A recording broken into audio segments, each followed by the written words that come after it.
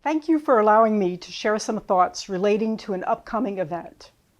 These days, nearly every evening news broadcast has a moment when the anchor looks into the camera and solemnly states, "We warn our viewers, the images we are about to share may be disturbing." I'm sharing that warning with you now. As part of Hobart's Run's mission, we run a tool share, which loans cleanup tools to various civic organizations. And we routinely roll up our sleeves to lead and participate in local litter cleanups. But, and here's that "what you see may be disturbing" alert. When I volunteered to help clean up an area that had been used by about 40 homeless people as a campsite, I was not prepared for what I'd encounter. The group of 50 helpers mustered on a cold, drizzly Saturday on the shoulder of College Drive near the community college in Pottstown. Armed with Hobart's Run shovels, rakes, bags, and work gloves, we walked as directed by the lead volunteers through a narrow, foot-worn path up a hill and into the woods. Other volunteers followed with front-end loaders and four-wheelers with carts.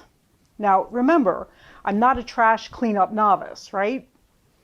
But what I saw in the woods took my breath away.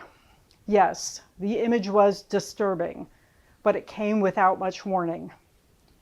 Imagine stumbling upon a football field-sized area, studded by trees and blanketed in trash. Most of us stood dumbfounded, muttering, "Where do we even begin?" Shredded plastic tarps hung over tree limbs. Dilapidated sections of tents sank crumpled in the mud. Piles of wet blankets and torn, unwearable clothes. Empty soup and tuna cans, bread and fast food and granola bar wrappers, juice cartons, hand sanitizer dispensers, rusty cooking pans, small propane tanks. I picked up soggy Bibles, a book of essays by Anna Quindlen, one of my favorite writers, a dog-eared study guide for the high school diploma equivalency exam. There were surprisingly few liquor bottles, which I mention because many people assume that most homeless people are alcoholics or addicts. But yes, there were some beer bottles and some used needles. I collected muck-caked stuffed animals, toy cars, and small dolls. Children had been living here.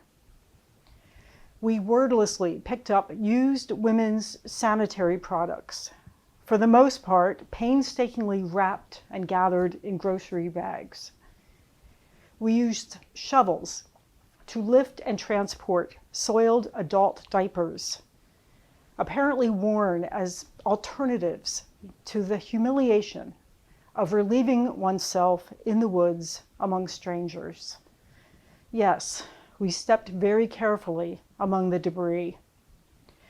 At one point, I awkwardly introduced myself and exchanged pleasantries with a woman working near me. She said, "You know, my husband asked me this morning why I was going to go pick up other people's garbage with a bunch of strangers just because I saw a Facebook request for help. To be honest, I didn't know what to say. But," she continued, gesturing, "I now know that the people here doing this are the type of people I want to hang out with." Somehow, after hours of nonstop work, the area looked relatively clean. Countless hefty bags had been lugged to the carts, towed out of the woods, and stacked to overflowing in a dumpster that had been donated and placed by the road. Remember, there's no weekly trash collection in the woods or along the side of the highway. And when you are homeless and told you must move along, you need to carry your possessions with you, leaving what you cannot carry behind. This story is not over. This problem still exists in Pottstown.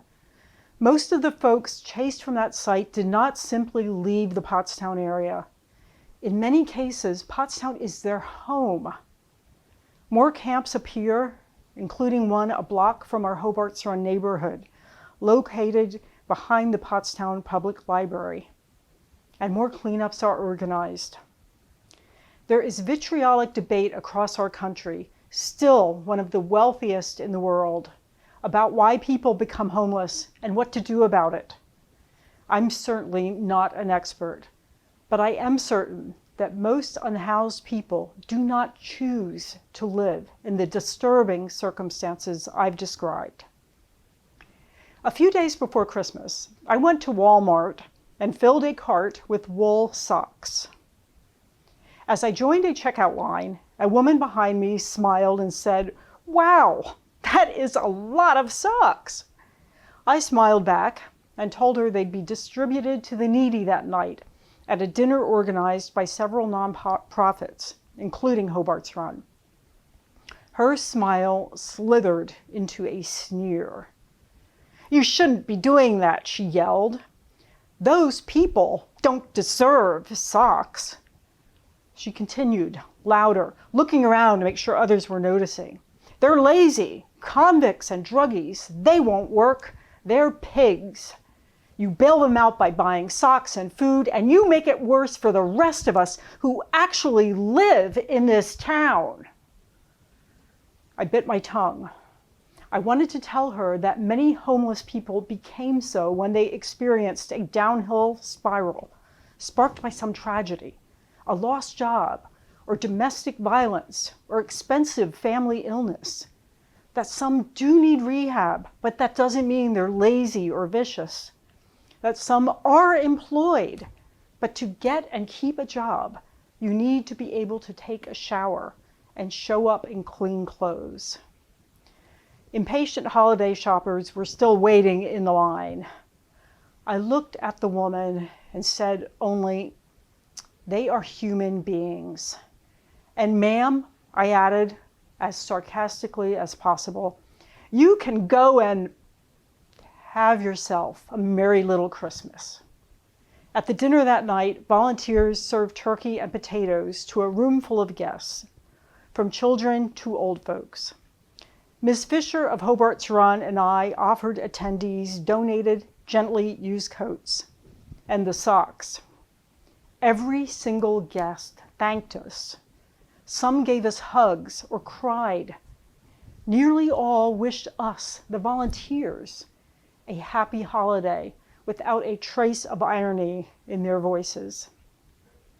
So, which one of these images is most disturbing to you? Are you disturbed by images of volunteers shoveling filth and foul trash into garbage bags and dumpsters? Or by an unkempt man hungrily accepting free food and wool socks? Or are you more disturbed by the picture of the clean, decently clad Walmart shopper? Who would you rather hang out with? In Today on the Hill, you'll see notices regarding the Coldest Night of the Year fundraiser and community walk. All contributions benefit Beacon of Hope, led by Mr. Tom Narrows, who used to be homeless. On the darkest night of Tom's life, as he fought drug withdrawal symptoms, he vowed that if he made it to morning, he would stay sober and devote his life to helping people in similar situations. Tom made it through the night, and he's keeping his promise. Those who find their way to Beacon of Hope's temporary church shelters receive a hot meal cooked by volunteers, a cot, a blanket, and a pillow for the night. They must leave during the day, according to borough ordinances. Since November, beds have already been filled more than 1,800 times. Fortunately, with the help of Beacon of Hope staff, 11 people have transitioned to stable housing. Beacon of Hope is working to open a permanent, year-round, all-day shelter that will allow unhoused people better access to showers, medical care, job training, counseling, and eventually a home. If everyone here at Hill would give a few dollars to the Hobart's Helpers Coldest Night team, we can meet, and I hope exceed, our team's modest $2,000 pledge toward Beacon of Hope's aspirations. Our team welcomes Hill students, parents, faculty, families, and staff. Unpleasant, disturbing realities won't improve by averting our eyes or assuming others will clean up the mess. It's unlikely any of us will ever sleep beneath a torn plastic tarp, or depend upon donated food, or wish for nothing more than dry, clean socks, or pray to survive a chilly night. Yes, we can look away from disturbing images rather than see them, or smell them, or touch them. Or, despite the warning, and despite our privilege, or maybe because of it, we can walk the walk.